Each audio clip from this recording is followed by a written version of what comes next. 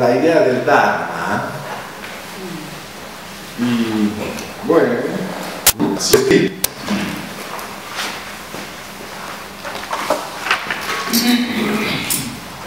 Y ya tenemos el sol ahí el 12 de julio y estamos a la mitad para tener una visión quizá un poco más correlacionada. Ahí está, aquí se llega. Sí. Ah, no está. Uno, ¿quién más? Entonces, la ciencia contemporánea está a decir a nosotros que el universo debe tenerse generado, creado, como se quiera, de un punto inicial como un Big Bang, una gran explosión. Eso es casi general hoy como aceptación teórica por los estudios de afastamiento entre distintas galaxias que están se alejando cada vez más y hay cálculos de un punto inicial y todo esto, ¿eh? Y que por supuesto al inicio entonces las fuerzas de repulsión deben ser mayores que las fuerzas de atracción, ¿verdad? Entonces en sánscrito ellos dicen que es brij. Brij es un verbo, un radical, mejor diciendo, que en sánscrito quiere decir expandir, de donde es derivada la expresión Brahma.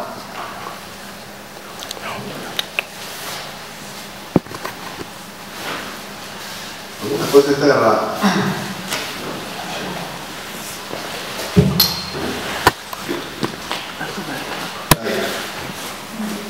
Ahora sí. Y después parece llegar a un punto en que esa energía inicial va cediendo espacio para un equilibrio entre las fuerzas relativas, entre las fuerzas de atracción y las fuerzas de repulsión. Entonces vamos a decir que está casi igual, o son de grandezas semejantes. Entonces es un segundo nivel de expresión de esta fuerza. Ya es posible agregar partículas, porque la primera parte sería como un polvo universal que se expande de partículas materiales, y ya a este segundo estadio vamos a decir que se agregan estas partículas para crear núcleos y planetas y soles y estrellas, sistemas solares, porque sí, por supuesto, si tuviéramos siempre las partículas explotadas en expansión continua, nunca se iba a crear nada, ¿verdad? No me acuerdo de ninguna explosión que ha creado alguna cosa. Solo hay dispersión aleatoria, randómica, hay de partículas a todo lado, pero a un segundo momento la fuerza de repulsión que expande se llega un poco más próxima de la de atracción, y como la materia, el espacio-tiempo es curvo, esta teoría de la gravitación conectada a la visión einsteiniana más moderna de la curva del espacio-tiempo, tenemos que la fuerza de atracción empieza a construir núcleos de atracción y va a hacer el corazón de los soles, de las estrellas, de los sistemas solares, del planeta. Y ahí está un escenario. Y a lo mismo entre nosotros, la posibilidad de agregar partículas va a crear del átomo la molécula, de la molécula la célula, de la célula un organismo, primero un tejido, un órgano, hasta un organismo. Entonces decimos que de manera general, la primera parte es el creador de la materia, porque la dispersa y la pone disponible. Y la segunda parte es el mantenedor, preservador, no sé cómo decir, mantenedor de la vida. Porque ahí ya hay cuerpos, ya hay planeta, ya se estructuró de la partícula una cosa creada. Y el misterio que se llega es que hay un tercer estage, y ahí está la idea que las fuerzas de atracción sean mayores que las fuerzas de repulsión. Eso es nuevo. Stephen Hawking y algunos científicos más modernos están en una vanguardia de idea a decir, bueno, después de expandirse, empieza a contraerse por un buraco negro. ¿Se llama? Agujero negro. Agujero negro. Hueco. Hueco, ahí se va todo. ¿Está bien? Entonces, este punto, por la teoría más moderna, no todos los científicos lo aceptan. Creo que ya más que la mitad, es porque es vanguardia la idea que se vuelve por el hueco el agujero, se va a absorber incluso la luz, por eso es llamado negro, porque la gravitación es tan intensa y ni siquiera los fotones consiguen escapar, y entonces no hay radiación de luz. Y él está por tomar, por engolir, ¿se dice? Sí, Engolir un sistema solar. Entonces los antiguos llamaban eso de Shiva. Y el mantenedor es Vishnu.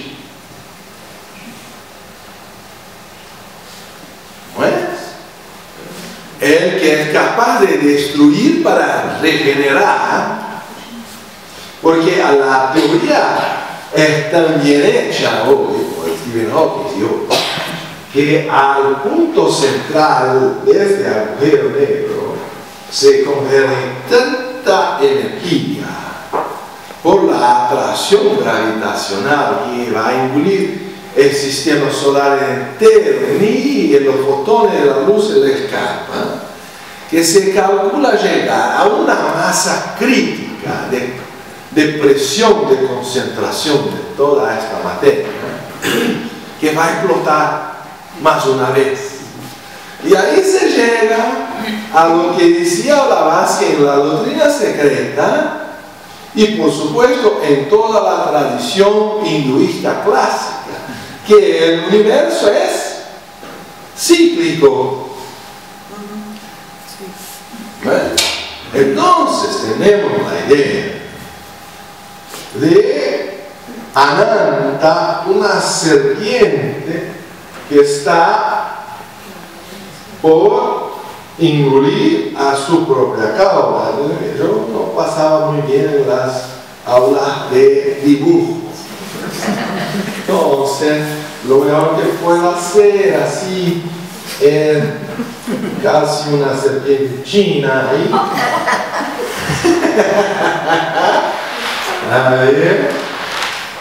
Que va a llegar a completar un ciclo Y por eso llamada Ananta, en sánscrito Anta quiere decir el fin, el final. Y el prefijo an quiere decir la negación, quiere decir literalmente el sin fin o infinito. Ananta. Ahí viene también Vedanta, que es el comentario final de los Vedas. Y así se agregan otras palabras con los mismos términos, ¿no? Entonces la idea de una ciclicidad da a uno la impresión que eso es por nada, porque así como empieza termina y vuelve al punto original. Pero ayer hemos dicho la idea de Peter, que empieza por una nebulosa y llega como una cosa organizada.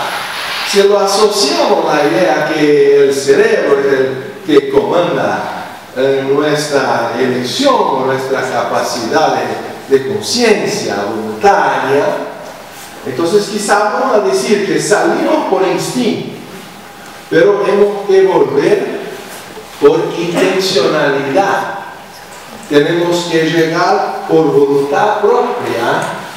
Y dicen que la quinta gran iniciación no es ofrecida por otro, sino que uno se corona a sí mismo.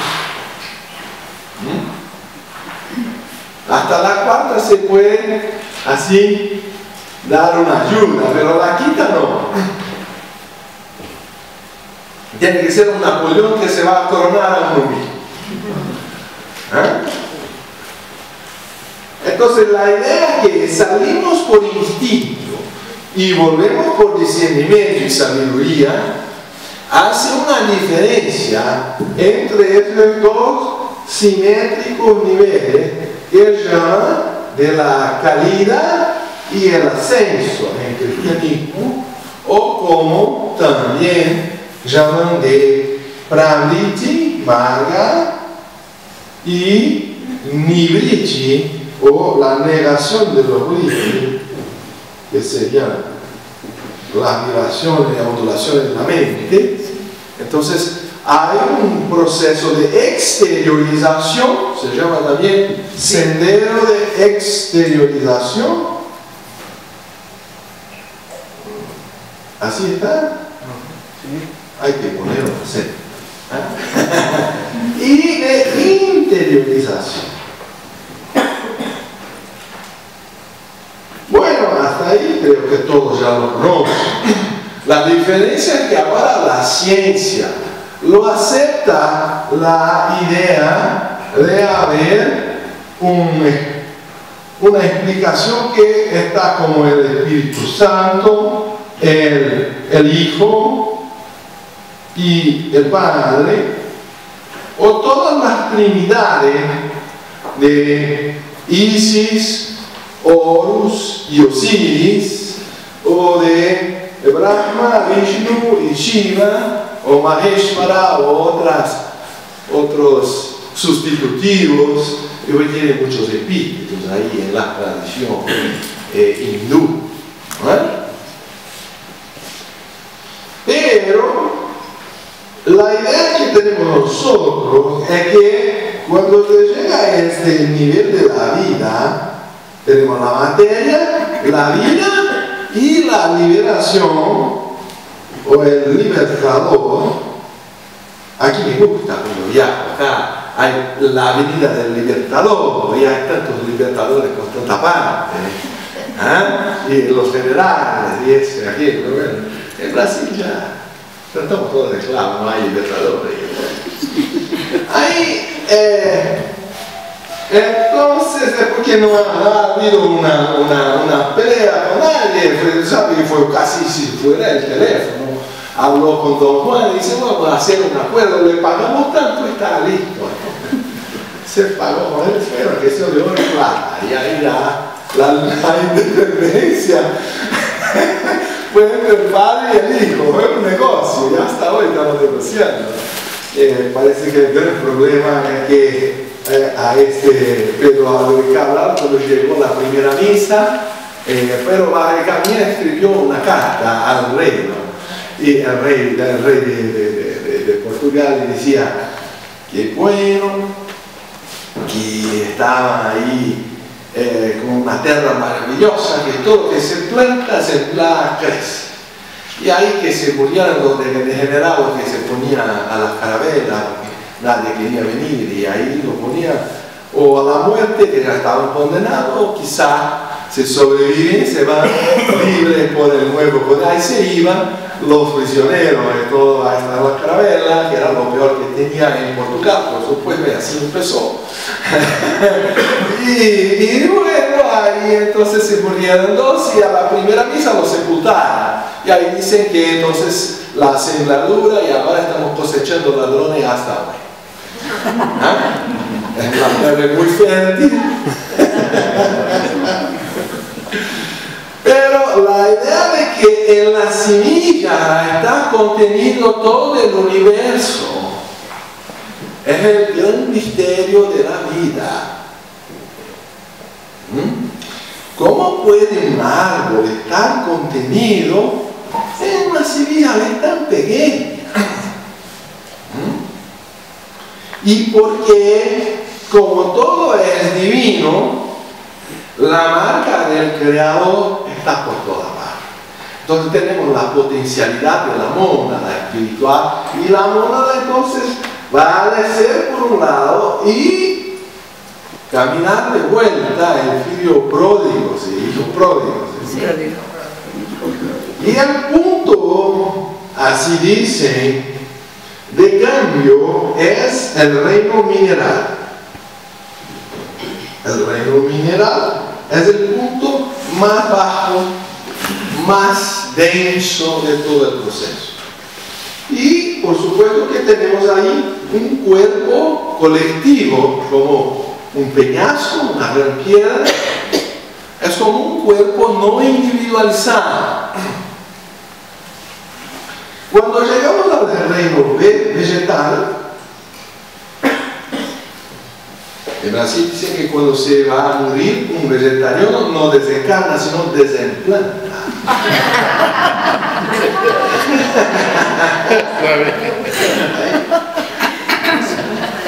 Pero la verdad es que cuando el reino vegetal ya organiza cuerpos individuales, que llamamos organismos, pero aún el alma es colectiva, llamamos eso alma grupo. Entonces en el nivel mineral hasta el cuerpo es colectivo. A base de quebrar las partículas, hay una gran mónada colectiva para todo aquello, y después va a ser, empezando progresiva, el primer nivel es para crear, como se dice, un doble etérico, un linga sharira, que es individualizado, pero aún lo emocional de alguna manera es colectivo. Entonces acá decimos que el cuerpo astral está en formación, y acá estaba en formación el cuerpo físico en el nivel mineral. Cuando llegamos al reino animal, ahí ya el cuerpo astral está individualizado, pero el cuerpo mental no. Entonces el cuerpo mental está en proceso de desarrollo colectivo. Ahí lo llamamos que la alma grupo del animal es mental, la alma grupo del vegetal es emocional, o vamos a decir. Y si puedo decir que alguna cosa grupal está en el mineral, es el propio cuerpo, que aún físico es colectivo.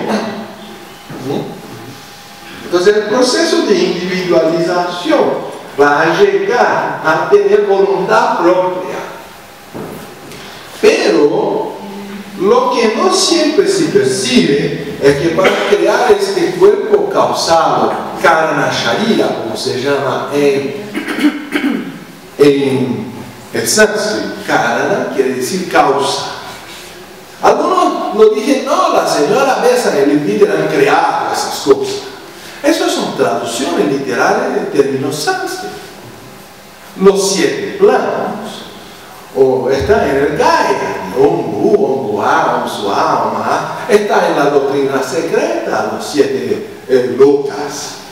Eso no es una invención de él. Sí puede decir que es un plagio porque lo traducieron del sánscrito al inglés. Ahora que es una invención o que está contra la doctrina secreta, como he oído de algunos fundamentalistas teosóficos, eso es un absurdo. Son personas que no han estudiado la literatura védica hinduista para decir eso. Ahora que los animales están a desarrollar aún la mente concreta y el cuerpo causal es una conquista humana, ahí ascendemos a, yo decía, libertador de la conciencia, para no decir que acá se crea el cuerpo, el alma y el espíritu, para poner en un lenguaje más cristiano. Entonces también, yo creo que caída se dice así, escribe. Caída. Caída. Es con Y, Y. No, No, así. no. Entonces, Así, unido. No. ¿no? Saca Caída. Y. Sacar lo que. las 2 L. Así y pongo. Una de la A con la I. A con I. Ya, poner uno justo al otro. Sí. No, eso es muy portugués. Ahí está portugués, ahí no hay más gente. Toda la música. Es siempre la misma cosa que uno tiene sentido. Y ahí, al otro punto llegamos a la 6. Acá va a tener algo distinto. ASC, Sí. acceso, allí. Sí. Es lo mismo. Ahí. Entonces es el lenguaje más cristiana, que orígenes verísimos, y alguna vez han encontrado una traducción de príncipes en español. Me avisa, en mi trabajo está en la universidad, todo de griego, en inglés, en latín, hasta el portugués. No sé, en portugués no hay una traducción del príncipe. De orígenes se tiene en portugués orígenes contrasenso, que es lo más conocido porque es casi una argumentación entre el cristianismo y el paganismo. Así lo describe.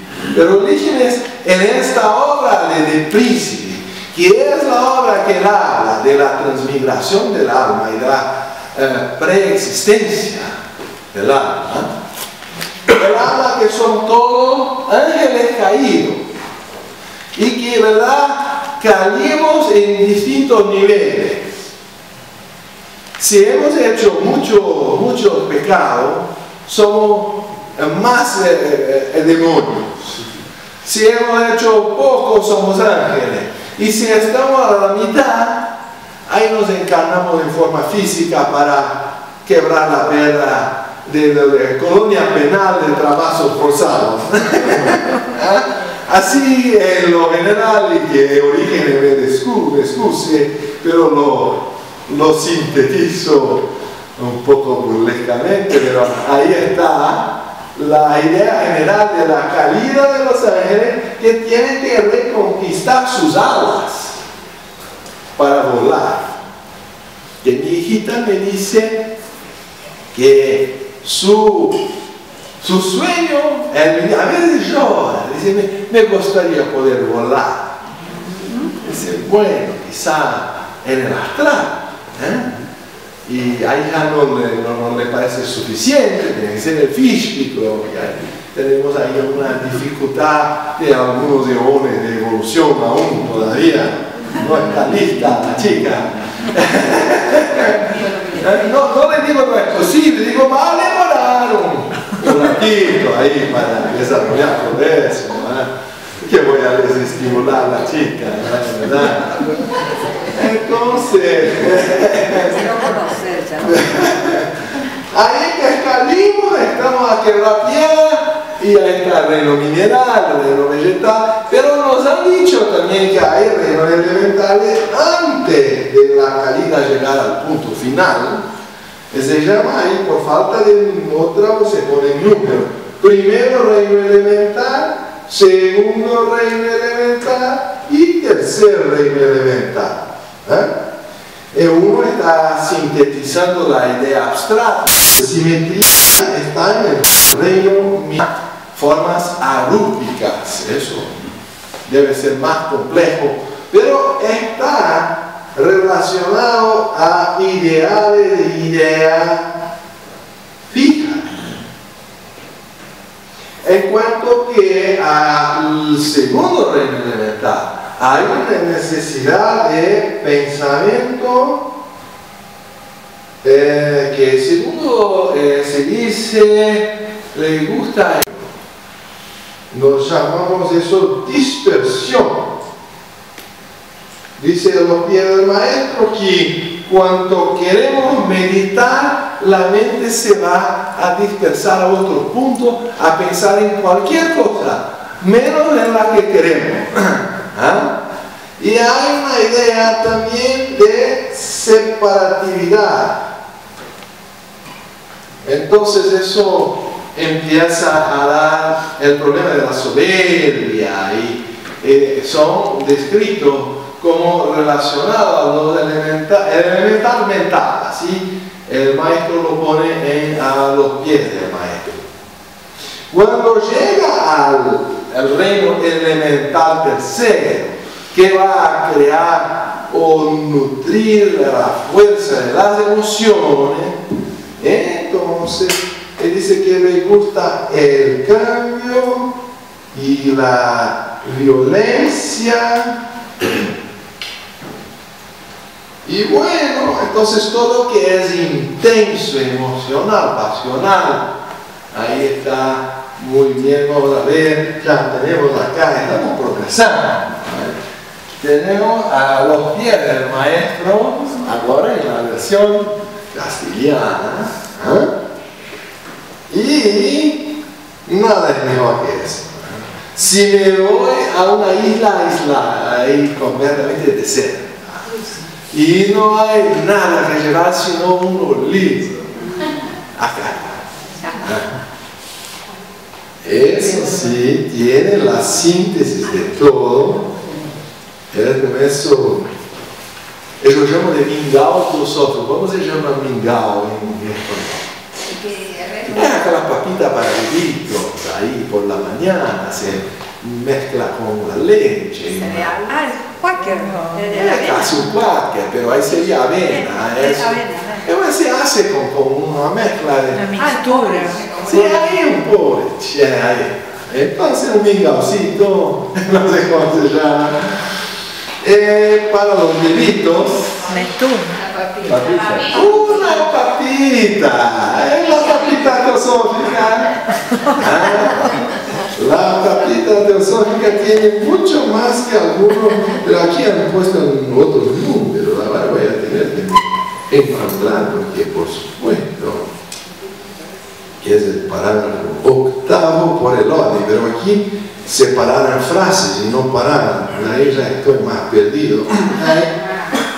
Vamos a ver, ahí el número se cambia, no se identifique con tu cuerpo, ni con el físico, ni con el astral, ni con el mental, y cada uno pretenderá ser el yo a fin de lograr lo que quiere. Pero tú deberás conocerlos a todos ellos y asumirte como su amo.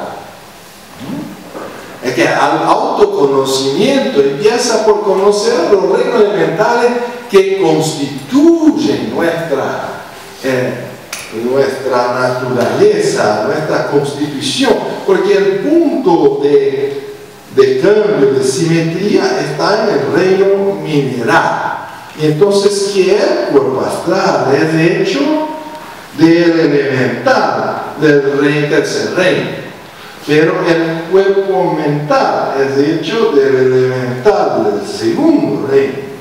Y este cuerpo causal, que está en desarrollo en nivel humano, causal, Karana Sharira, estimulado por la estructura del primer reino elemental. Entonces tiene esos ideales fijos y cuando no está muy bien, esto se pasa con las armas de plata, los ideales son intolerantes.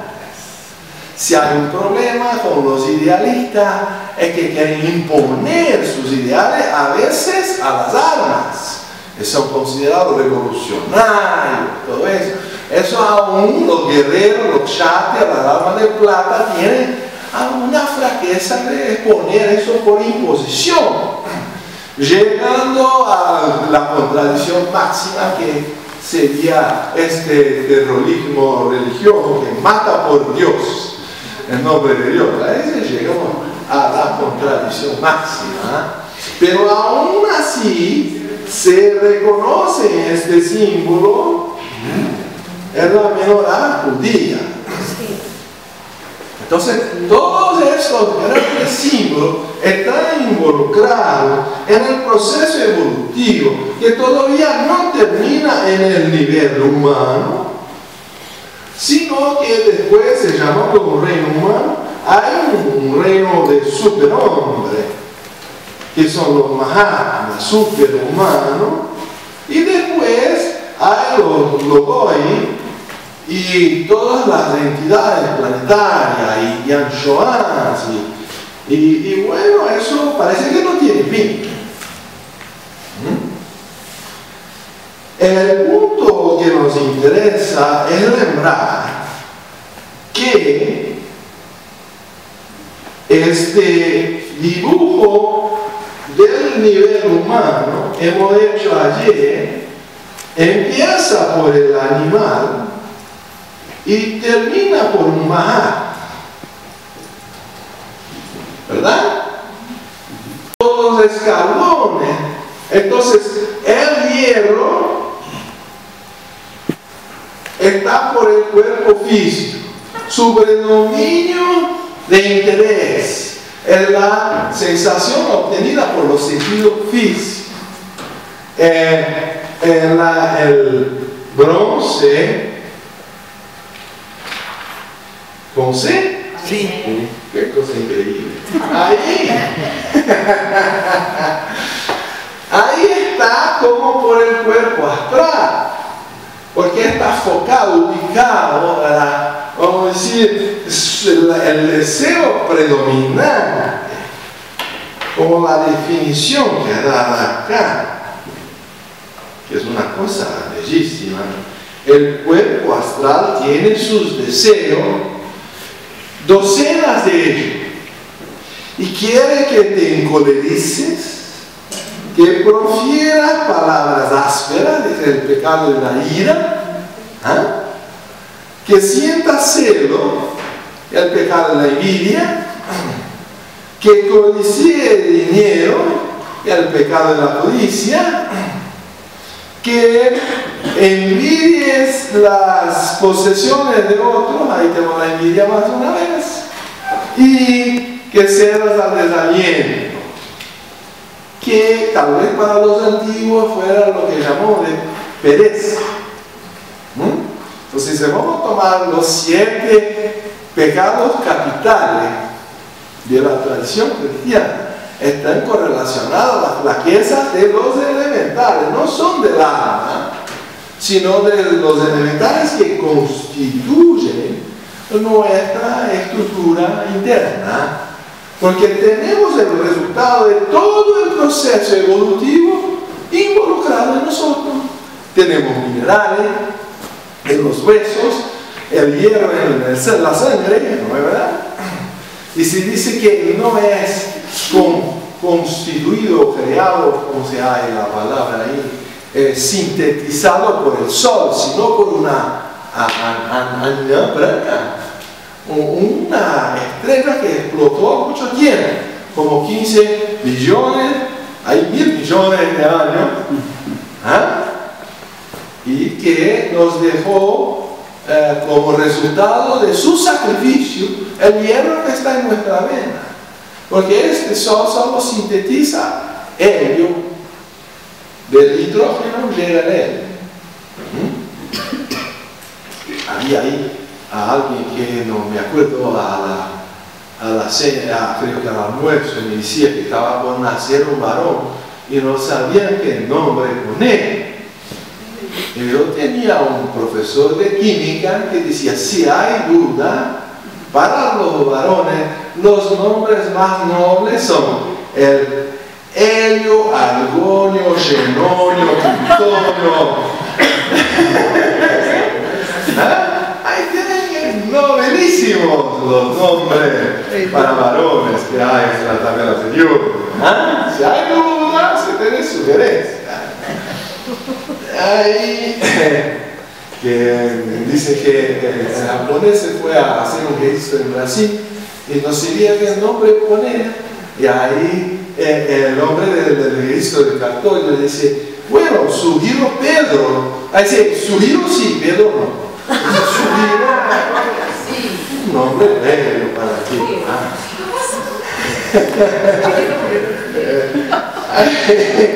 Ahí que, bueno, tenemos acá esta sucesión, pero cuando se llega a un Mahatma, por supuesto que Atma es el punto de foco de su evolución, por eso el nombre Mahatma, que el Atma está plenamente desarrollado, ¿cierto? No grande. Mahatma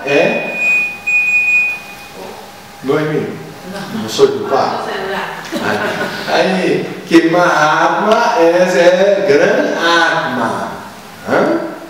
Así dice en Brasil, tiene que ser brasileño, que Mahabharata quiere decir una gran barata. Barata es la cucaracha en portugués. Un curachón. Pero bueno, Maha quiere decir grande. Entonces Mahatma es un ser que ha desarrollado a la plenitud el principio Atma. Y por eso, porque el Atma es el más misterioso de los principios, hasta que la señora Blavatsky lo saca de una de las clasificaciones esotéricas de la doctrina secreta, como diciendo que no es individual o no es humano, pero él tiene un carácter doble. Si uno va a leer también la Isis Sindelo, él habla de yo soy y toda la correspondencia con la Biblia, que en alguna manera Mahatma es al mismo tiempo individual y universal. Y Dr. Taimni llega a decir que es hay como una sístole y una diástole instantánea, que uno es universal e individual. Es el círculo y el punto. Un círculo sin circunferencia y un punto que está en toda parte. Es una definición oculta. Un centro que está en toda parte y una circunferencia que está en ninguna. Entonces, a mí me parece que aquel símbolo que aparece en muchos blasones y en la masonería de una águila con dos cabezas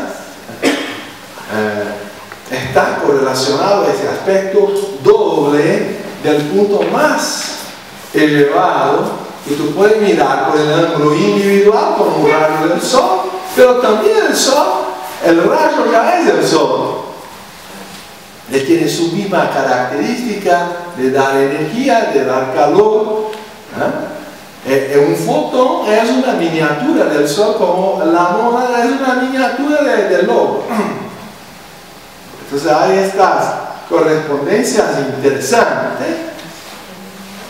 que el Atma es tanto colectivo como individual. En la palabra sánscrita Atma quiere decir yo. Tan literal la traducción de la Nievesa que ella empieza todo por yo. Y ahí tiene que poner el yo capital distinto del minúsculo, porque ahí se habla del espiritual, ¿no? El yo superior y todo eso. Porque en original Atma quiere decir yo, pero tiene el sentido de un yo universal. Y ahí empieza la Vedanta y todo eso, ¿no? Entonces, este este nivel no es más humano. Y entonces llamamos a esta línea de divisoria, que quiere decir la línea que separa la vida sin racionalidad del desarrollo de la racionalidad. Entonces llamamos autoconciencia, llamamos eso de individualización. Y acá llamamos esta otra línea que corresponde a llegar a la quinta iniciación, tornarse a alcanzar el Dharma Mega Samadhi o la plena desarrollo del Dharma. Ahí llamamos de iluminación. Porque a mí me gusta la idea que somos todos luz encadenada, como se prueba por Einstein y su mutua conversibilidad de la materia y la energía, y por supuesto que la luz es una forma simple de energía, que mismo en la forma material somos luz cristalizada, encadenada, condensada o como quiera, como dice la doctrina secreta del volumen segundo. Entonces, percibir que somos luz y tener la plena percepción, eso no es posible para que el desarrollo Atma, la plenitud, este ser ya no tiene más diferencia del yo o de la separatividad, sino que él percibe la luz universal, es un iluminado en el pleno sentido de la palabra. Entonces la individualización y la iluminación son los limitantes de la condición humana. Estamos por subir en la escalera, del bronce llegamos entonces a la plata. La plata aún está desarrollando el cuerpo mental, a veces inferior, y el sentido de separatividad, de querer imponer un ideal, de que tener fijas ciertas ideas, aún puede estar establecido. Entonces puede haber en esas chatrias alguna intolerancia, algún sentido de considerar su nación superior a la nación vecina, alguna rivalidad, alguna cosa así, que los griegos lo han puesto a los deportes, lo han puesto para descargar esta agresividad canalizada por las Olimpiadas, para poder conseguir la unificación de la Grecia. Los griegos consiguieron superar el sentido de separatividad que había entre la ciudad, que la ciudad era un estado, ¿verdad? La ciudad griega era un estado.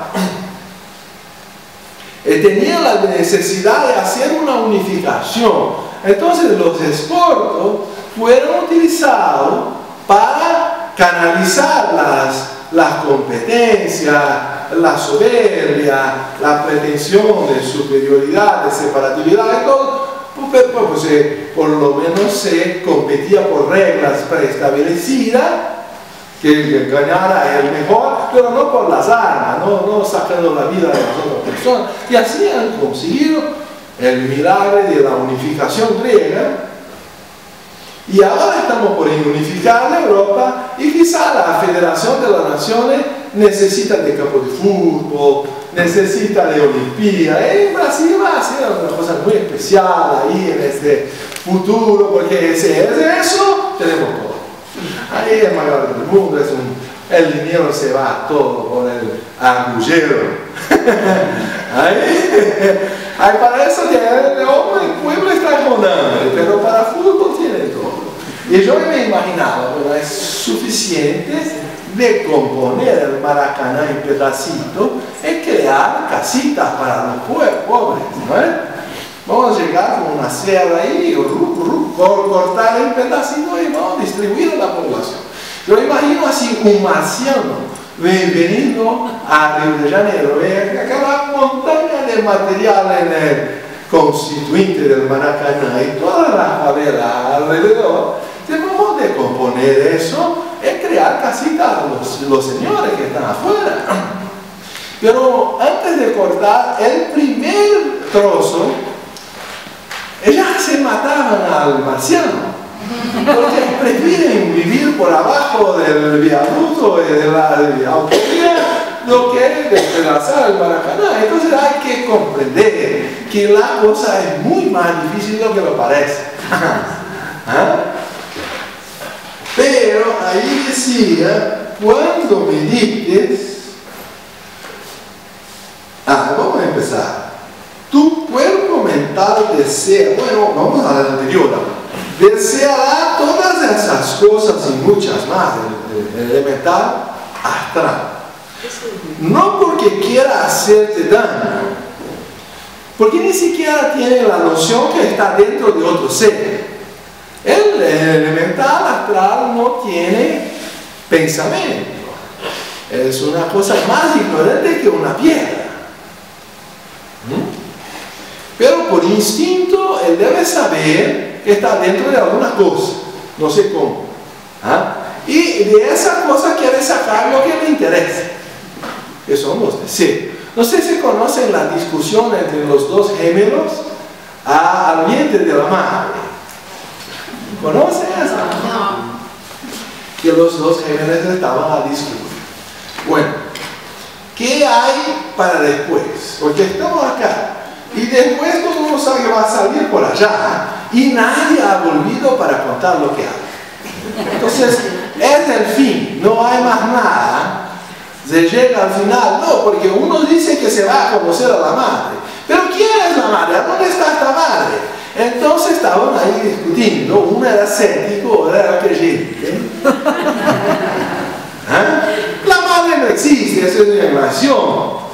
Nunca se ha visto la madre y nadie que pasó por aquello se volvió para contar que hay una madre.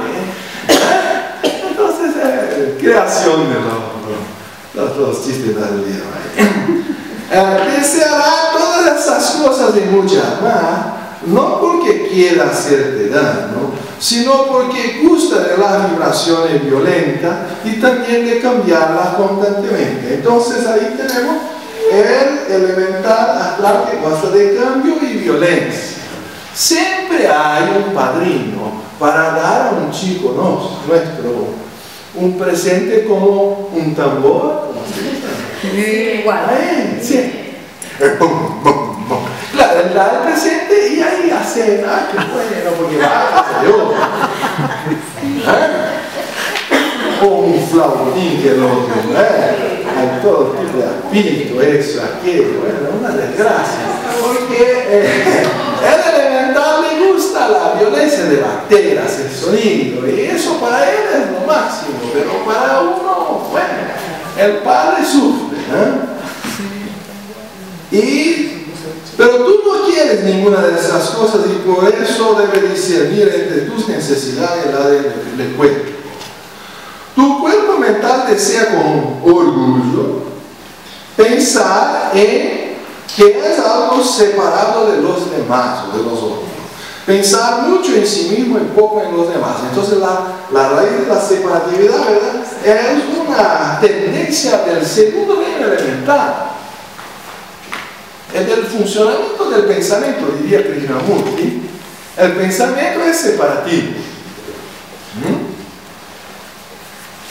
Aunque hayas alejado del mundano, lo hayas alejado del mundano, todavía trata de calcular con egoísmo, de hacerte pensar en el progreso propio en lugar de pensar en la labor del maestro y en ayudar a los demás.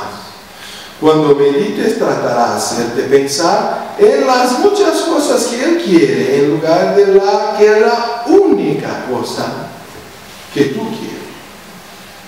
Tú no eres esa gente, es ella quien está a tu servicio, por lo que también aquí es necesario el discernimiento. Por eso debe vigilar sin cesar o fracasará. Entonces ahí está, de alguna manera, que cuando llegamos al oro, tenemos la percepción más universal de la idea abstracta, el amor a la humanidad, y por tanto más allá de las divisiones nacionales y por los valores humanos. Entonces eso ya es más universal como el cuerpo causal. Y si hay la platina, si hay los iniciados que están en transición, ahí está el desarrollo de Budi, que es el primer paso para llegar a Atma.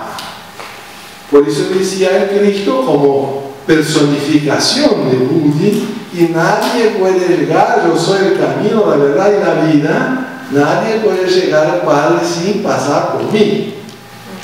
De ahí lo cristalizaron como una persona de carne y hueso, y ahí ya se quedó una intolerancia religiosa porque nada puede salvarse sin el Cristo, y ahí ya el Cristo se cambió histórico y judaico, y ahí bueno, ahí heredamos también la misión personal de un Dios judaico que, como decíamos ayer, está arrepentido de crear el hombre y los animales van a poner por el diluvio todo abajo. Como se puede ser onisciente y arrepentirse uno. Ahí, bueno, en Brasil hay esas cosas que no sabía de nada, pero bueno, ahí no entro en la política de este punto, pero ahí por supuesto no era el Señor universal, pero ahí hay la contradicción. Entonces, si entendemos que el foco de la conciencia va a ser expandido cuando conquista o desarrolla un nuevo vehículo, principio de la conciencia, entonces cada una de estas clases representa una iniciación quizá, o mejor, un estadio de desarrollo. En los niveles iniciales hemos dicho que hay necesidad del egoísmo, pero después solo el altruismo puede nos llevar. El último nivel, el sacrificio, que es la característica de lo inicial, dar más que la ley demanda. Entonces hay la civilidad y la santidad antes de llegar a la perfección, que es otro nombre que se da a iluminación, pero eso más de origen pitagórica, la idea del hombre perfecto es griega, de que uno alcanza la perfección después de los 12 trabajos de Hércules o Heracles, ese cambia, se torna una estrella, o sea, un sistema solar, un logos o un logorio. Y ahí estamos con todas estas definiciones por un pequeño dibujo. Por supuesto que la materia también crea un reflejo, y ahí tenemos otra trinidad que es justo el Tamas, el Raja y el Sattva. Y ahí está el espíritu crucificado. Ahí tenemos la sociedad teosófica, pues, el símbolo que dicen los maestros que tiene un contenido muy especial, y uno que comprende por completo el contenido del verbo. Ahí tenemos la OM, la nada, que pone todo eso en movimiento. Y si uno consigue comprender todo eso, es más. Por supuesto, ahí está solo el símbolo.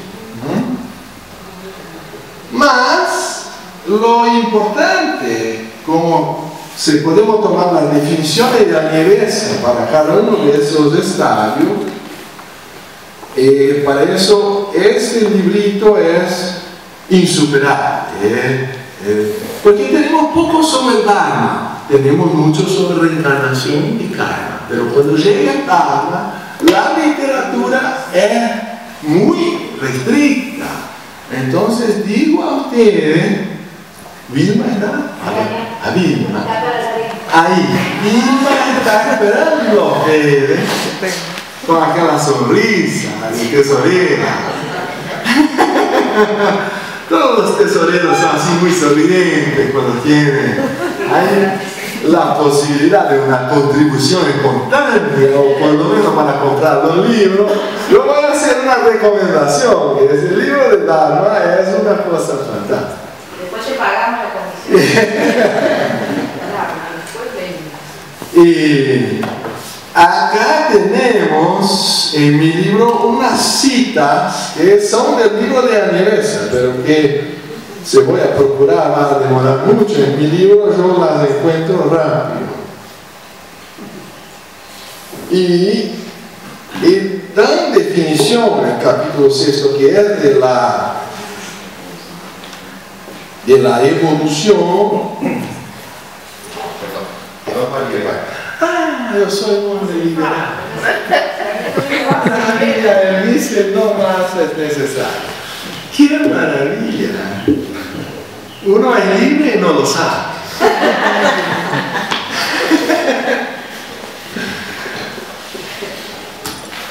Cuando la facultad de iniciativa es pequeña, el juicio es destrenado, la razón es pobre o poco desenvolvida, el ser es inconsciente de su elevado destino, cuando él es predominantemente movido pelo deseo, cuando aún tiene que crecer por la satisfacción o gratificación de la mayoría, sino de todos sus deseos, entonces el Dharma de ese hombre es el servicio.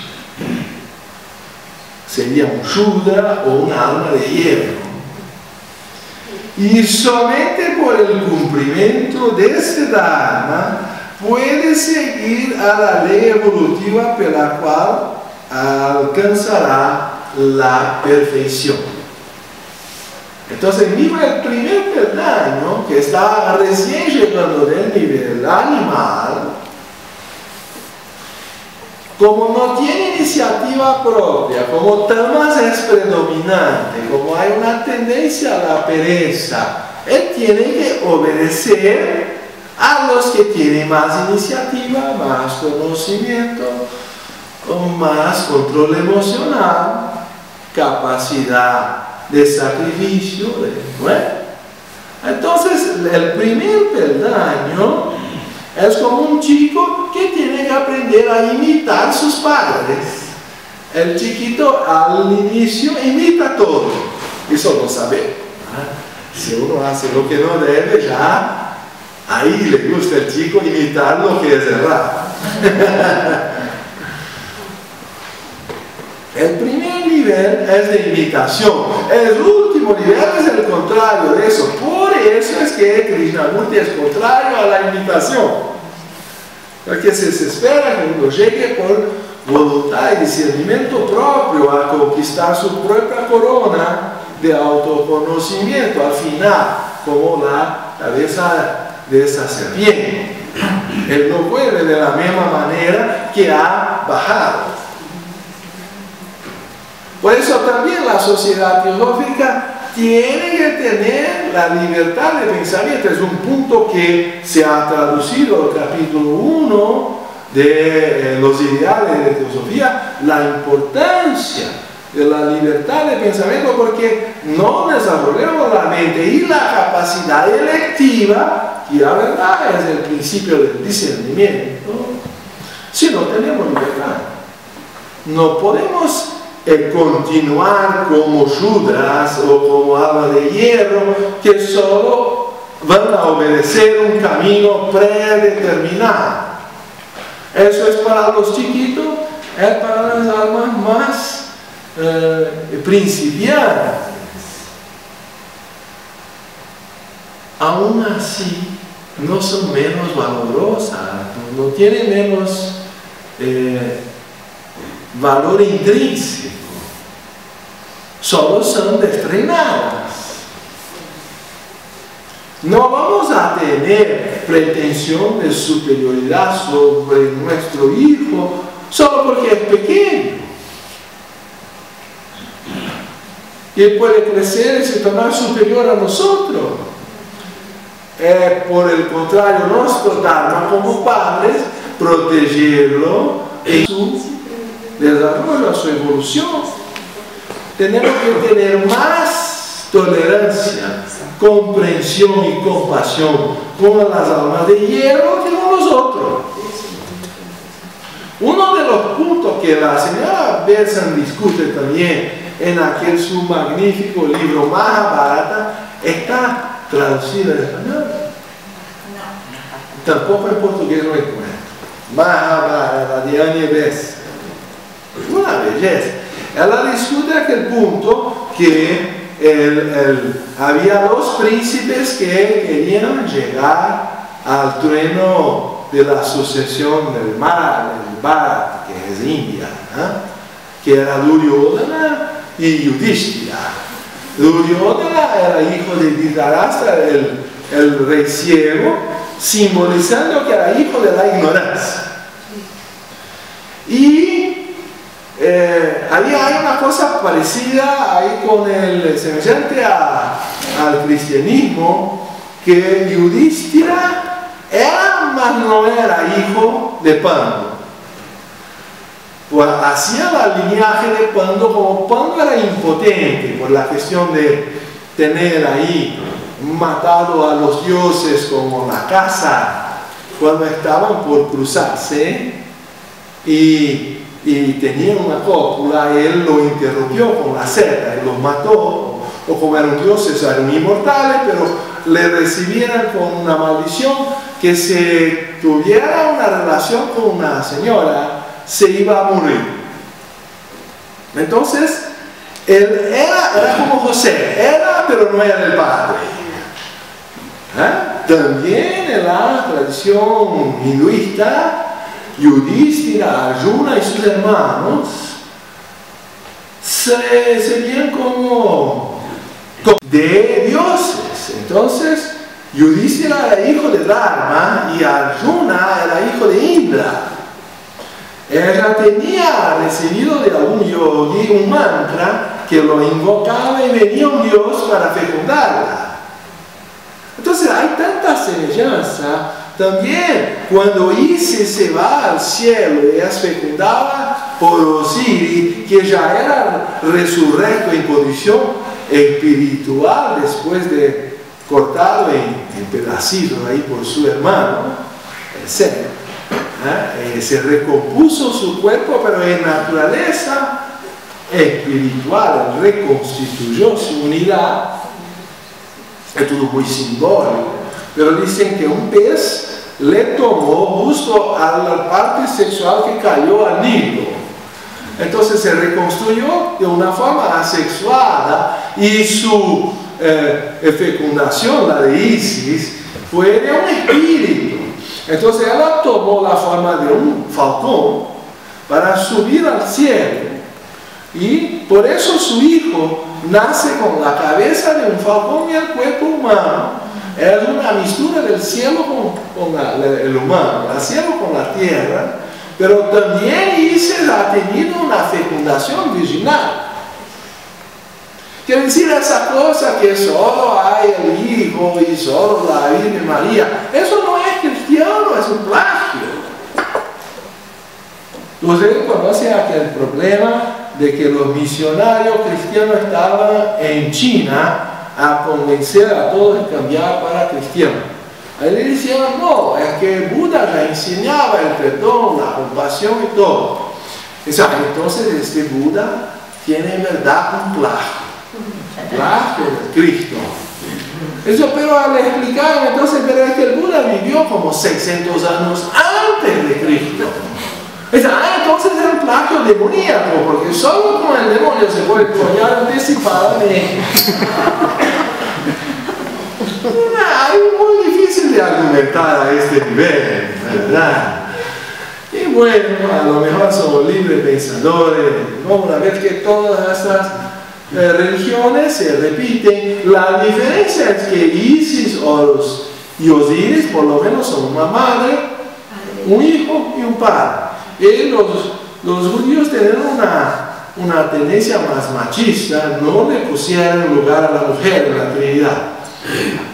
Entonces hay una cosa como una paloma que uno no sabe bien lo que es, dice, no he dicho de aquí, no sé si es hombre o mujer o cómo pasa, que él se va a fecundar la Virgen María afuera de la Trinidad. La mujer no tiene lugar en la Trinidad cristiana. Ahí después se hacen todos los ritos marianos para hacer como una compensación. Alguien va a decir, no, pero tampoco los hindúes. Pero cada Brahma, Vishnu y Shiva tiene una consorte, una representante material de su naturaleza espiritual. Entonces tenemos ahí como Saraswati y mira, ya no soy mal el mismo. Parvati y Lakshmi. Lakshmi es de Vishnu, Saraswati es de Brahma y a veces ponen Kali o Parvati de la consorte de Shiva. Sí. Y bueno, ahí está todas las religiones, ahí uno estudia el símbolo de la sociedad teosófica, tiene todo. Pero entonces no es por mal que las almas de hierro tienen limitaciones, como un chico también, tal vez sea más duro que nosotros, pero son limitados, por lo menos en el reino de la manifestación. Ahí dice la doctora Mesa en su libro Dharma.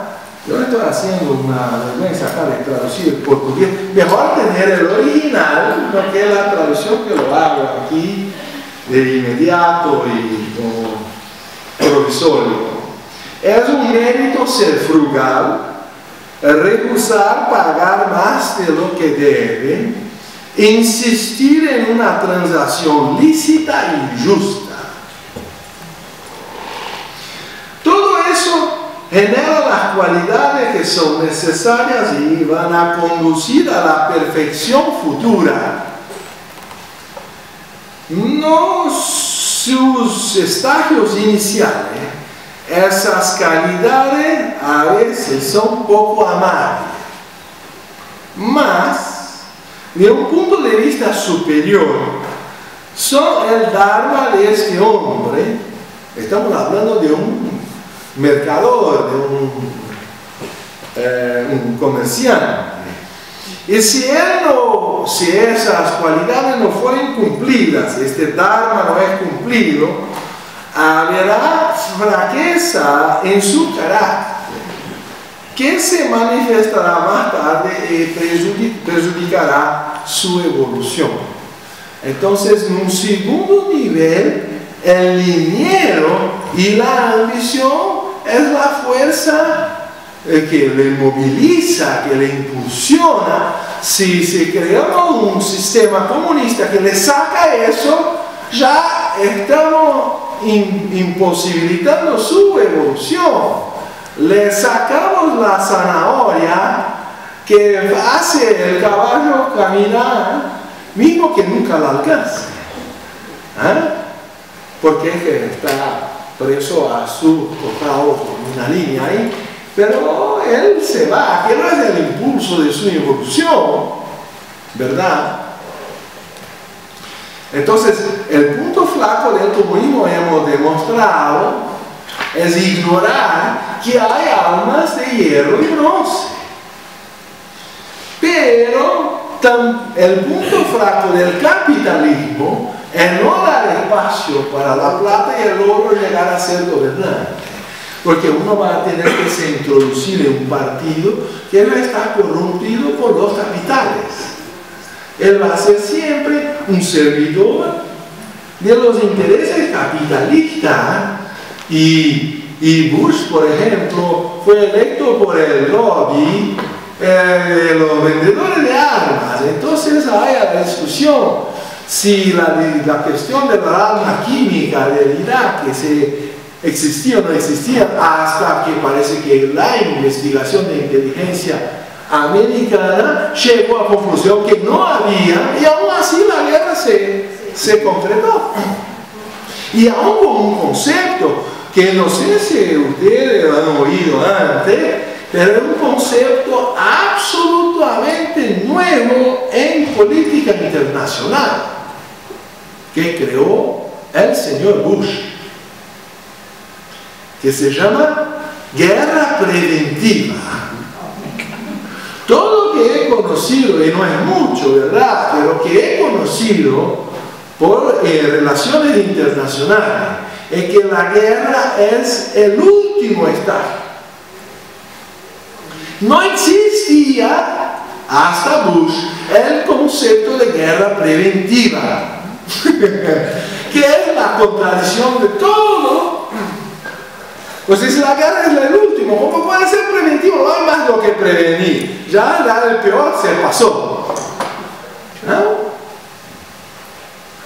Vamos a hacer un ejercicio de muerte preventiva. Entonces ya se murió, ¿para qué hacerlo preventivo?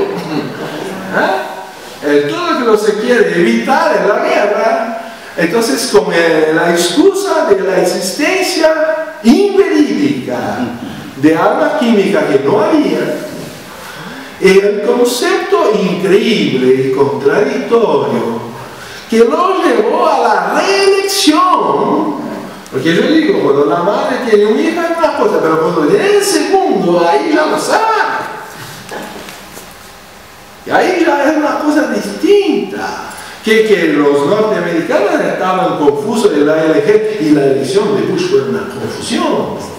Al Gore estaba muy cerca y a quien digan que, bueno, no voy a entrar en la cuestión, que alguna cosa se pasó con el contagio ahí de los votos de California y por supuesto que el gobernador de California era primo de Bush. Sí, en Florida. Florida. Entonces era primo de Bush. ¿Sí? Mas así pasó, lo reeligieron con el concepto llevado por el miedo de que tenía que continuar la guerra preventiva. Eso es siglo XXI y el hombre ha tenido el concepto que ni siquiera ha hecho una elección de una palabra mejor. Dice que iba a hacer una cruzada contra los islámicos. Es la palabra que no se puede usar porque es una ferida abierta de miles de años. Él empezó el siglo XXI retornando a las cruzadas medievales. Ahí estamos en el tercer milenio y bueno, hay la necesidad más que urgente de una federación de la nación, porque todo eso que ese hombre ha hecho era contrario a la unanimidad de todas las decisiones de las Naciones Unidas. Quiere decir, las Naciones Unidas no son una federación potente, es impotente.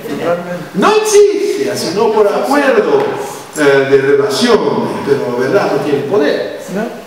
No tenemos hasta hoy una federación.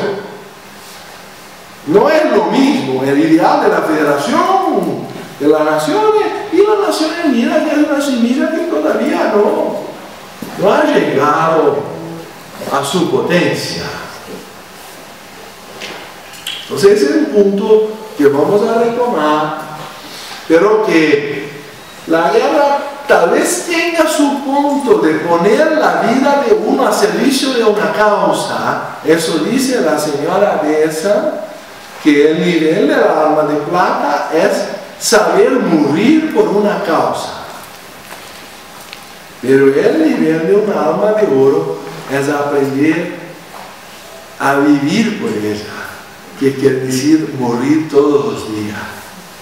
Morir por una expresión emocional momentánea, ela dije, es más fácil de que el Dharma de un alma de oro que tiene que morir todos los días, como está en la maravillosa oración de San Francisco. Entonces se aprende a morir por una causa como alma de plata, pero se aprende a vivir por una causa de humanidad, de amor, de pureza, de sabiduría. Esas calidades solo podemos exigir de una alma de oro. Querer exigir esa perfección de una alma de hierro es una agresión a la fraternidad. No podemos exigir de un chico la conducta de un adulto. Eso sería agredir a la diferencia más obvia, que él no tiene todavía la capacidad. ¿Ves? Y ahí entramos en esta temática de la señora Nievesa. El libro del Dharma, no tenemos tiempo para entrar en todo eso, pero ahora en el último capítulo desarrollar la diferencia entre el bien y el mal a cada estadio evolutivo. Y hay un comentario también de Dr. Taimini que me hace, tal vez, eso es una adaptación. Taimini se influenciaba mucho por la Nievesa porque era de las primeras autoras las que más desarrolló el hinduismo. Y Taimini, como era hinduista por nacimiento, parece muy influenciado por las clasificaciones de todo de la señora Besa.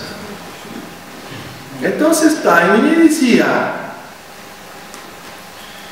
que cuando hay duda lo que hacer, porque la intuición todavía no está de todo desarrollada,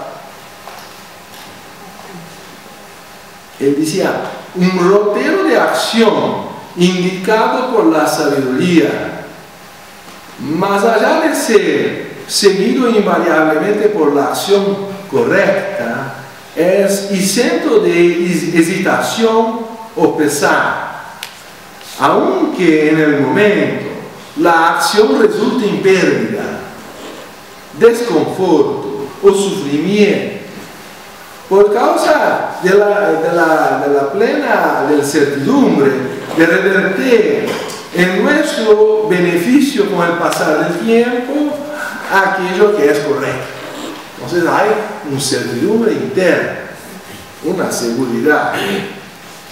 Por la palabra rectitud no quiero decir un código de conducta basado en cualquier religión o ideología, sea de religión o de política, pero el hábito constante de practicar naturalmente y sin esfuerzo lucha aquello que se considera o consideramos ser, tanto cuanto podamos ver, lo correcto.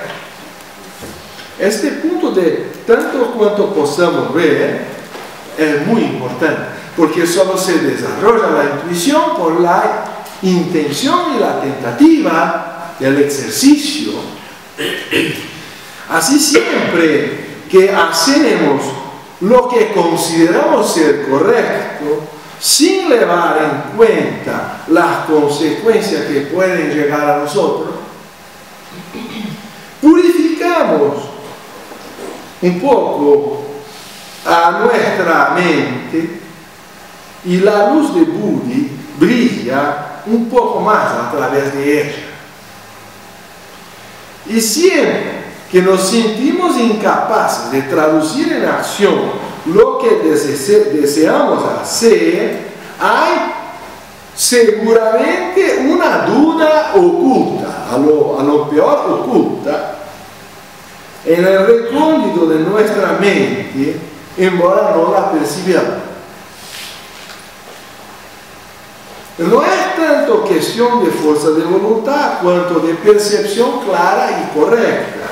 No requiere mucha fuerza de voluntad abstenerse de tomar cualquier cosa que sepamos contener veneno. Entonces vamos a decir que se hace una torta y se pone estricnina en la torta. Si uno está haciendo la torta y viendo que se pone estricnina allí adentro, yo creo que no va a haber tentación de comer la torta. Pero si después uno me dice, aquella torta tiene estricnina, ahí yo tengo la duda. Y mira, tiene este dinamismo, o él me dijo eso porque quiere la torta solo para sí. ¿Ah? Ahí nos han dicho que algunas cosas son pecado, pero hay la tentación, porque uno no sabe si es pecado mismo. Escuchó, le ha dicho, pero ¿y cuál es la certidumbre de la consecuencia? Y si era la dimensión que lo dije.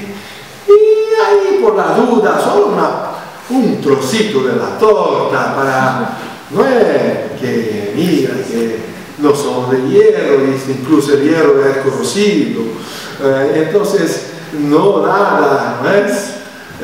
Puede hacer la experiencia y ahí ya vamos la calidad de nuestras alas y tomamos los caminos que vamos a los minerales, vamos cristalizando en la materia.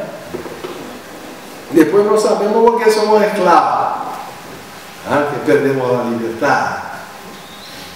Pero la idea que un Estado debería nos ayudar a conocer esto, ¿verdad? ¿No? Es que por supuesto la filosofía tiene que estar en las escuelas para los chicos aprender desde pequeñito, y no que después que ya estamos ahí con algunos pelos blancos, yo no los tengo más, pero algunos quizá tengo por lo menos pelos blancos. Y bueno, que ahí vamos a intentar comprender la teosofía. Ahí ya está todo tan cristalizado, hay una dificultad, porque hemos vivido casi una existencia de una manera, vamos a tomar el camino diametralmente opuesto, como dice la carta del maestro número 6. Es una carta muy fantástica que tenemos acá, pero no puedo seguir todas mis tendencias porque si no el curso no acaba. Pero eso sí, comprender lo que dice la doctora Bessa en los ideales de la teosofía, creo que ustedes lo tienen entre esas hojitas que fueran traducidas, porque está al final del capítulo 1. ¿Tienen el material? Sí. A ver si lo encontramos.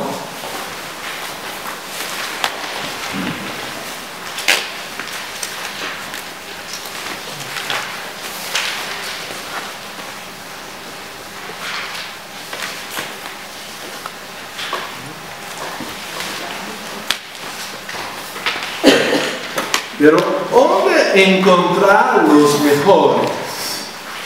A ver, está mi texto también, que estoy más perdido. ¿Qué se va a hacer cuando el orador es perdido?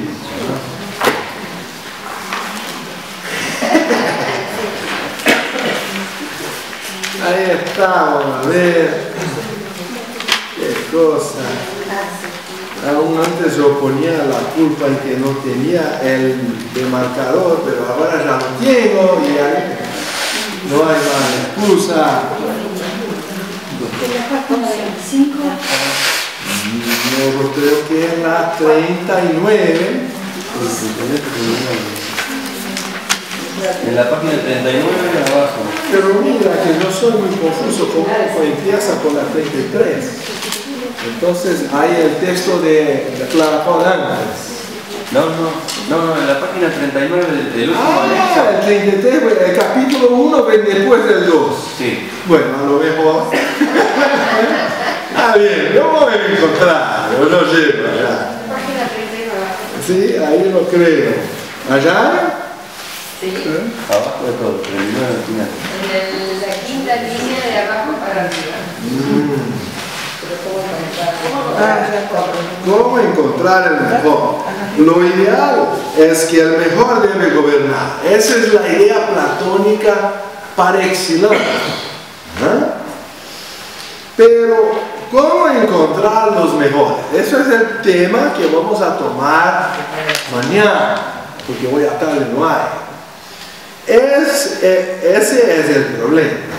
Todos nosotros que estudiamos debemos tratar de resolver este problema, y las sugerencias que estoy dando tal vez puedan dar alguna pista para solucionar. Yo voy a intentar dar más algunas pistas.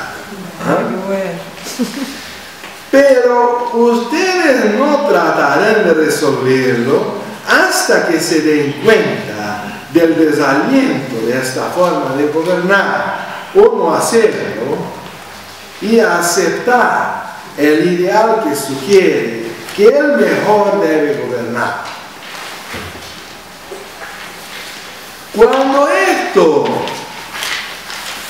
se acepte, y ese es el primer punto, si no tenemos concordancia que el mejor o el más sabio debe gobernar, entonces es imposible llegar a una concordancia del sistema de Platón. Ese es el punto fundamental. Ahora hay un paréntesis. Sabio para Platón es un hombre virtuoso, no es solo un hombre con conocimiento. Si uno va a ver lo que es un sabio para Platón, porque cada pensador tiene sus definiciones de términos, no podemos pegar el sabio de la universidad que tiene doctorado y decir entonces todo doctorado o postdoctorado están como sabio para Platón. No es así. El sabio tiene que vivir de acuerdo a su sabiduría. Porque su sabiduría tiene que ser fruto de su experiencia, de su vivencia personal, de su elevación espiritual.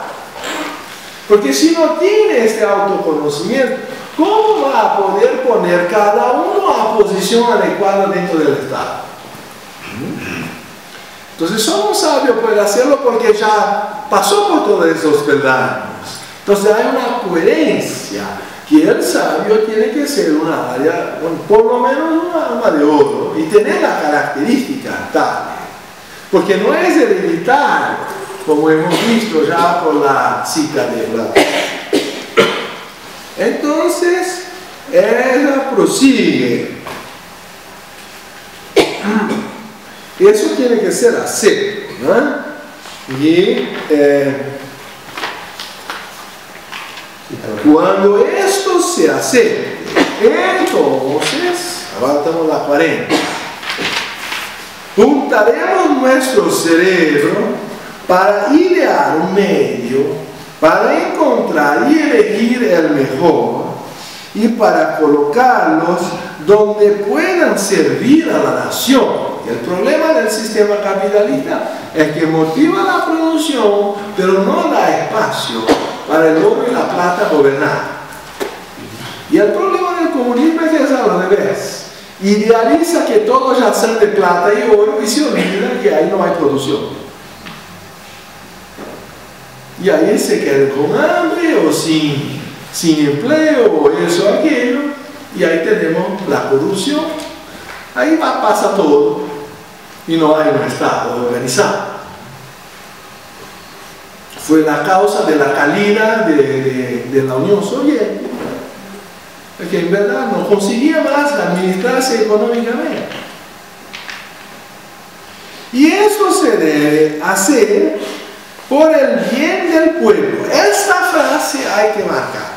Ahora, ¿dónde está el marcador? Marcador. Se fue. Acá. Una donación muy especial, o por lo menos prestado y recibido de hermano Ernesto, nuestro candidato a la presidencia de Argentina. Yo le voy a poner ahora como el marcador. Esto se debe hacer por el bien del pueblo y para el pueblo que perece por falta de conocimiento. Quiere decir, el pueblo de hierro y quizás hasta de bronce no es capaz de elegir por sí mismo lo más sabio, que no lo percibe. Hay que tener un sabio para le dar la dirección, la orientación. Entonces eso se debe hacer por el bien del pueblo y para el pueblo que perece por falta de conocimiento y que por su ignorancia nunca se pueden salvar a sí mismos. Una frase para reflexionar. Esperar que un chico utilice el dinero de la casa y la administre, él va a gastar todo en chocolate. Él no tiene noción de que hay otras necesidades. Y si él encuentra un pseudo padre, un padrastro se dice, que se presenta y dice, voy a hacer todo lo que lo quiere, voy a pegar todo el dinero y poner en chocolate, él lo elige al padrastro. Es que en general pasa con los abuelos. Los padres intentan disciplinar y ya los abuelitos hacen toda la voluntad. Sí, se pasa un final de semana en la casa de los abuelos y se vuelta completamente rebelde, fuera de toda disciplina. Ya porque son los abuelos se quedaron flojos y no, que cague, que mira, que crian, que chico más maravilloso. Ya se perdió todo. Entonces, es que los aduladores de la bestia, para expresión de Platón, saben dar chocolates al pueblo y no que den todo porque el resto va a los bolsillos, pero entonces se descompone el Estado porque se hace la voluntad de lo que no sabe elegir y los que saben solo usan para sí mismos la legislación sin que el pueblo lo comprenda. Entonces voy a leer de nuevo porque acá está. Empezamos a conectar y esto se debe hacer por el bien del pueblo y para el pueblo que perece por falta de conocimiento, porque la idea platónica es que la causa del mal es la ignorancia. No estamos hablando de conocimiento erudito, de intelectualidad, porque si no, tendríamos que tener los doctores de la universidad, los que quieren decir que Platón es la izquierda y la derecha al mismo tiempo. Ahí no han comprendido Platón, porque no tiene la base de la reencarnación y cuando llega el libro 10 de la República lo rechaza. No, eso es un mito de él, esto del río Leteo, el río Letes, o mejor la planicie de Letes y el río Ambros, son el esquecimiento, el olvido y el descuido. Ahora mira qué cosa interesante es Platón. ¿Ustedes conocen la teoría de la anamnesis? No. Es generalmente traducido, por lo menos en portugués, como reminiscencia. Él dice que la verdad ya está en nosotros. Todo el método socrático y mayéutico es de redescubrir lo que ya está en uno. Él se olvidó. Esa es la base de la teosofía, que la verdad ya está en nosotros. Es que tenemos que crear condiciones favorables para que ella se desarrolle, como una semilla que hay que crecer. No estamos a poner o imponer, lo que sería peor, la teosofía en las personas. Hay que reflexionar para ver si eso hace sentido a uno. Si está dispuesto a regar y a hacer el jardinaje de esta semilla para crear un jardín teosófico. Entonces, la palabra anamnesis en griego quiere decir, como si fuera un neologismo, no creo, un desolvido. Claro, creo que no existe esta palabra. Tampoco en portugués hay un desesquecimiento. Pero anamnesis es la negación de amnesis. Amnesis es olvido.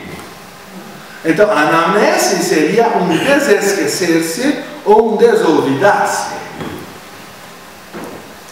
Claro que es un ejercicio de neologismo, pero para que uno se ubique que la verdad está en nosotros, porque el cristianismo nos ha, por miles de años, impuesto la idea que estamos en pecado, en la desgracia, afuera de la verdad, caído, y que no hay recurso a nosotros sino al Salvador y al Libertador y todo eso que tiene que venir porque somos incapaces de llegar a la verdad por uno mismo.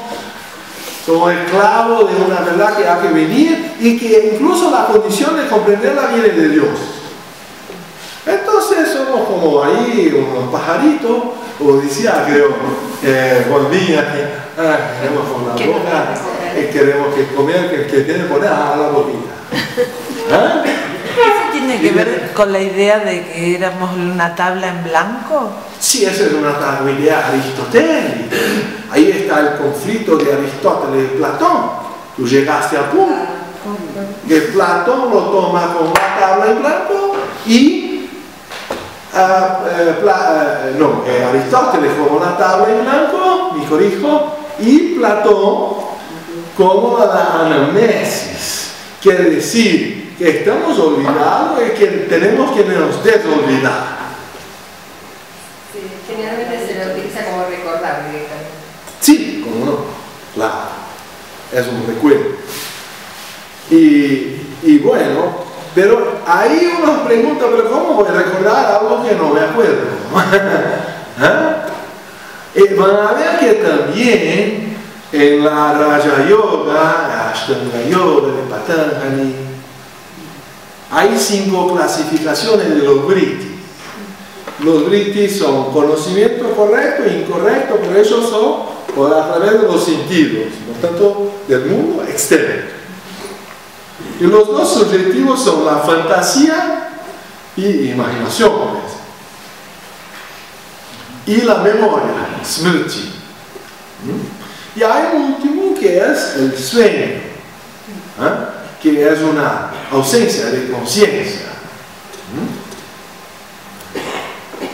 Y el samadhi, por lo menos el samprajñata samadhi, que aún hay contenido mental, no es el nimbija, que es trascendido. Con semilla. Con semilla. Claro. Él presupone que hay un vritti. Un movimiento. ¿Cuál de los 5? ¿Es conocimiento correcto? ¿Es conocimiento incorrecto?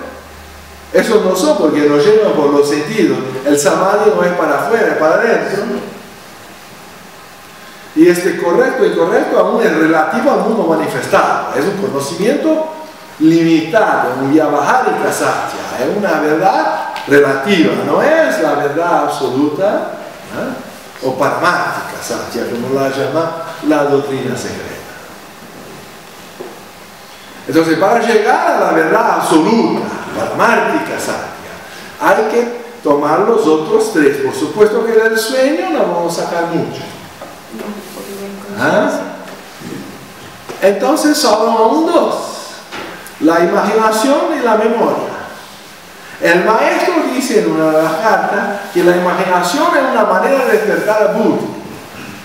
El maestro Serapis lo utiliza mucho, la importancia de la imaginación, de la especulación sobre las verdades fundamentales de los principios esotéricos, al punto de decir que sin este estudio de principios esotéricos no se llega ahora a la verdad, que ese es preliminar, porque es en smriti, como también el último estadio del budismo, antes de samyak samadhi o reta éxtasis o reta meditación o contemplación, como a veces lo traduce, que es el último de los 8 pasos del sendero del budismo Vimana, está la reta memoria, samyak smriti. Entonces ahí se ve que Patanjali y Buda hablan de lo mismo. Primero tengo que llegar a la reta memoria para después llegar al nirvana por el samadhi. Porque mismo el samadhi, cuando tiene vritti, cuando es samprajñata o savija, él tiene contenido mental de memoria de arquetipos divinos. Que en el cuerpo causal lo sabemos, pero que la personalidad se olvidó porque al encarnarse tomó las aguas del río Leteo o del río del olvido. Entonces eso en Platón es una cosa maravillosa y este es el capítulo que concluye Platón, a ver si lo encuentro, porque eso merece por incluso su poesía ser leído en buena. No es mi traducción terrible. Y acá él había dicho, cuando habla de las tres parcas, es el final. Almas pasajeras. No, voy a una frase antes. He aquí lo que dice la Virgen Láquisis, hija de la necesidad. Ustedes saben, por la mitología griega hay tres parcas: Láquisis, Cloto y Atropos. Es casi el tema que vamos a hablar hoy a la noche. Es que Láquisis es del pasado o corresponde al karma acumulado. Cloto es del presente, es como si fuera el karma maduro, prarabdha karma. Y Atropos del futuro, como si fuera el karma en formación o kriyamana. Entonces, Prarabdha y kriyamana tiene alguna correlación, no directa, porque entra el concepto de némesis. Hay toda una mitología que tiene sus diferencias, pero al final son las parcas que crean el destino del mundo.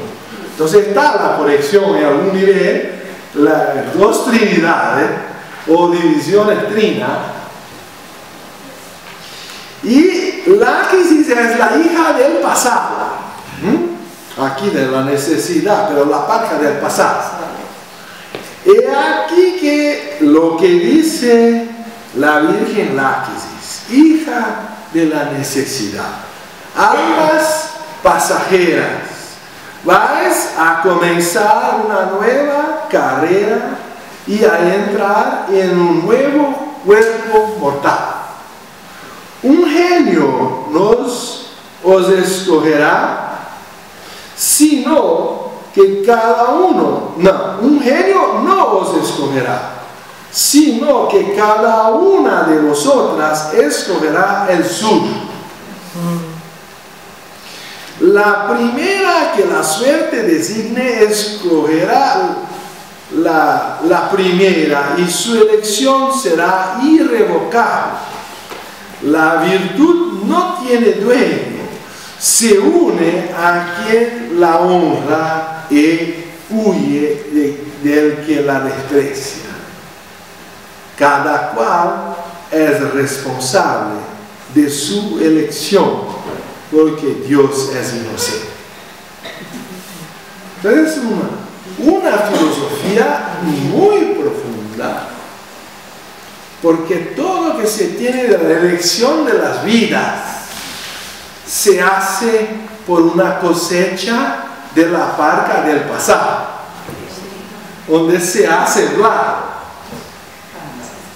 ¿No es? Y ahí hay la cosecha en un nuevo cuerpo montado, y después se pasa al tomar un nuevo cerebro, un nuevo cuerpo. Ahí está. Y después que todas las almas escogieran su género de vida en el lugar marcado por la suerte, que es la suerte del médico, no es una suerte casual, se aproximaran el mismo orden a Láquisis, la cual dio a cada una el genio que ella había preferido para que la sirviese de guardia durante el curso de su vida mortal, y ayudarse a cumplir su destino. Este genio, la conducta conducía primero a Cloto, que es el presente para la carne, para que con su mano y una vuelta de uso confirmase el destino escogido. Y después que el alma había trocado de uso, el genio la llevaba desde aquí a Atropos, que es el futuro, que enrolaba el hilo, tanto le gusta el hilo a Juan Villa, para hacer irrevocable que había sido hilado por Cloto. Ahí estaba escrito el destino para desarrollarse. Como una carpeta que ya tiene todo dibujado, pero solo conocer el dibujo a medida que desarrollamos. Enseguida, no siendo ya posible volver atrás, se dirigía al trono de la necesidad, por bajo del cual el alma y su genio o demonio pasaban juntos. Y el momento que todas hubieran pasado, se trasladaron a la llanura del letero. Ahí estamos, el olvido. Aquí hay una nota, olvido. Donde experimentaron un calor insoportable, porque este llano no había plantas ni árboles. Y llegada la tarde, pasar enseguida la noche al pie del río Aneles, falta de atención. ¿Verdad? Que la causa de la reencarnación es como vista como un descuido, con una falta de plena vigilancia, o quizá de percibimiento, o de plena atención. Es decir, todas las cosas que el budismo nos solicita desarrollar para adquirir el nirvana, cuya agua no puede ser contenida por ninguna vasija. Quiere decir, muy interesante, como el mismo concepto alquímico del alcaeste. Ustedes reconocen la alquimia del alcaeste, el solvente universal. Ninguna vasija lo podía contener porque él disolvía la vasija. Es un símbolo del Atma que disuelve todo el mal y lo torna posible comprender que todo es uno. Él disuelve la ilusión, él disuelve la separatividad, él disuelve todas las cosas al uno, al oro. Sí. Es una alquimia universal. Es preciso que cada alma beba de esta agua hasta cierta cantidad. Las que por imprudentes no se contienen, beben más allá de la medida prescrita, pierden absolutamente la memoria. Ahí ya son como una tabla rasa. Ahí la posición de Aristóteles es práctica, pero no tiene la profundidad filosófica de su maestro Platón. Y el Platón dice que la potencia de la memoria está en nosotros. Pero es verdad que no, el olvidado da casi lo mismo a la práctica, si somos olvidados o si somos una tabla rasa. Pero filosóficamente hay mucha distinción, porque si es una tabla rasa no hay nada que encontrar.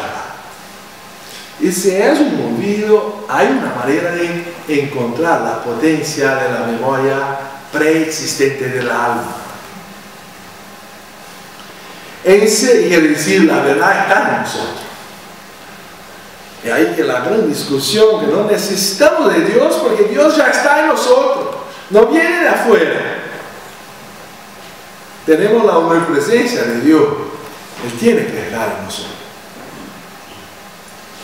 enseguida, y ahí el Cristo es el Buda intermediario, el Cristo también está en nosotros, Cristo en vos, la esperanza de gloria está en Colosenses 1:26. Y Gálatas 4:19 dice, mis hijitos con los cuales siento de nuevo las dolores del parto, para que el Cristo se haga en vosotros. Como una expresión de luz. Enseguida se entregaron todos al sueño, pero a medianoche se oyó un trueno, acompañado de temblores de tierra, y las almas despertando llenas de sobresalto, fueron dispersadas acá y allá como estrellas errantes. Eso es la bala del samsara. Como la señora Blavatsky llama alma peregrina. Como estrellas errantes marchando a los distintos puntos en que deberían renacer. Y cuanto a él, según decía, se le impidió beber el agua del río para que contara a nosotros el vino. Ahí está. Querido, empezamos a conectar Platón con los ideales de teología de universo.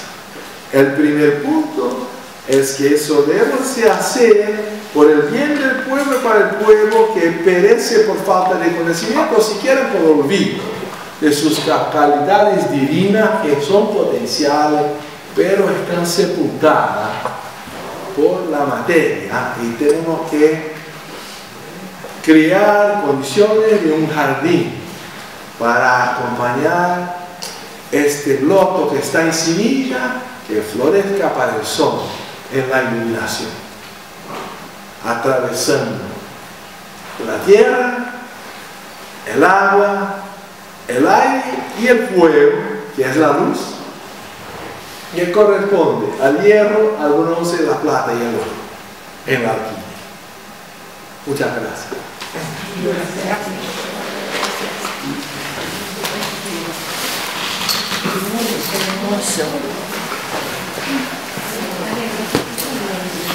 Esa es la filosofía del